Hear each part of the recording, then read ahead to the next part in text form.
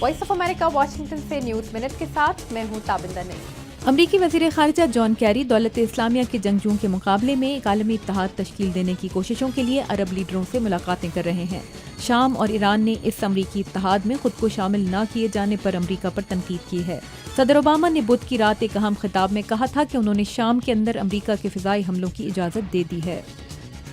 मरने वालों के नामों की तख्तियाँ, रोंगटे खड़े कर देने वाली यादगारें, लम्हों की सोगवार खामोशी और लवाहटीन की बची हुई सिस्कियाँ।